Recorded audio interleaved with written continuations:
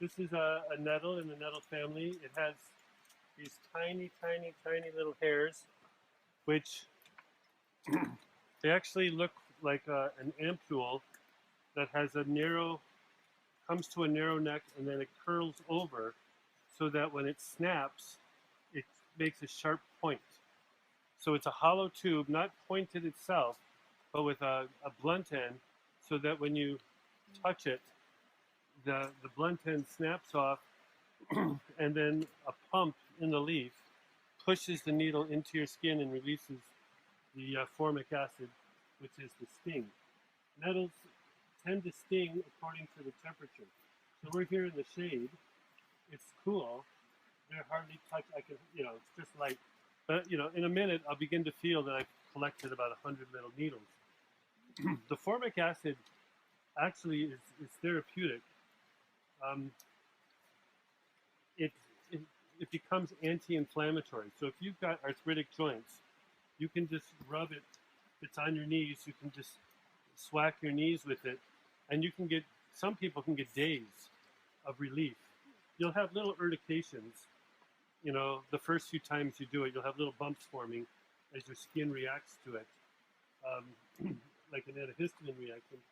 But it'll eventually go down, and you will have a really nice um, relief from like rheumatoid arthritis, the older people.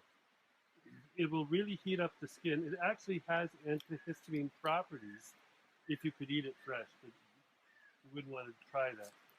The seeds are very nourishing. And is this one dioica as well? I think so, yeah. So, yes, it is. Here we go. You can see there's a difference between the male and female inflorescence. The females are larger particularly when they're pollinated.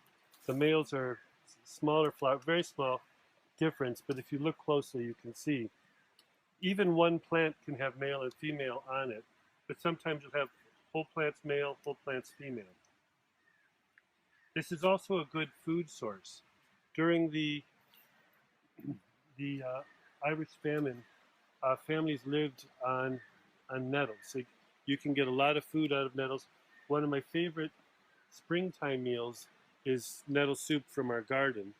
After it gets like this late in the summer, the fibers get much more coarse, and so nettle it can be used for making clothing. You can it's very fibrous.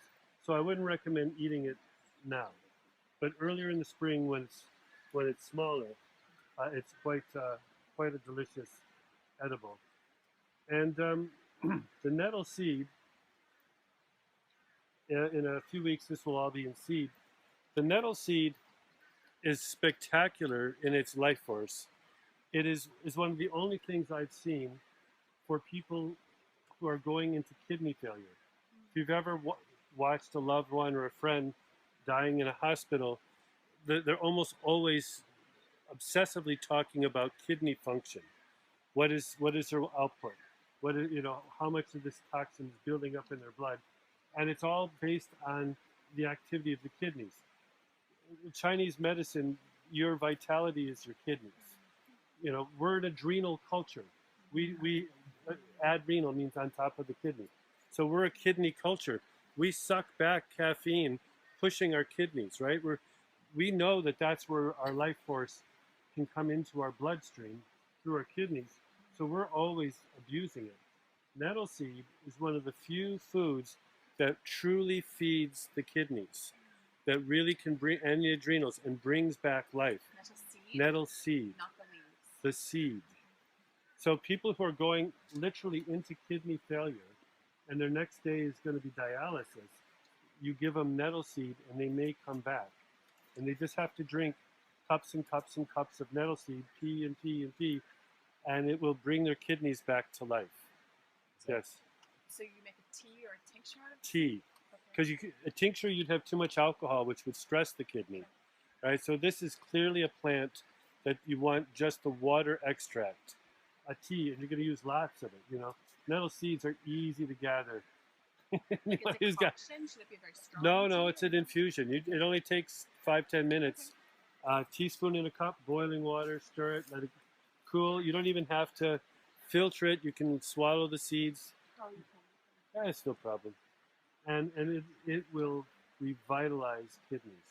It is truly spectacular.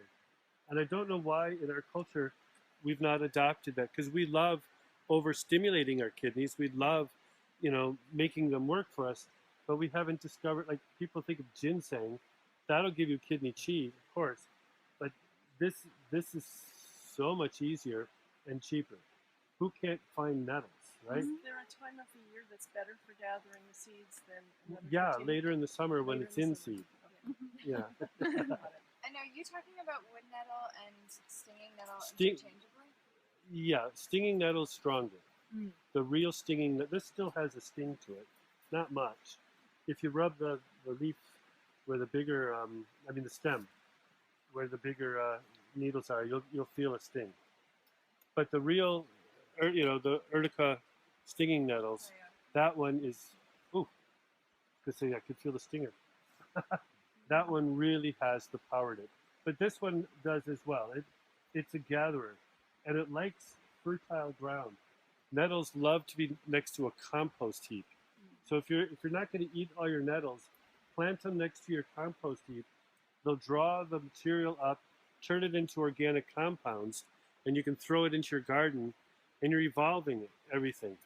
Plants take minerals and put them into organic compounds. We can turn it into flesh.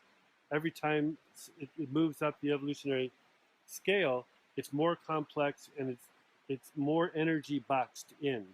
So what is it doing with the compost heap?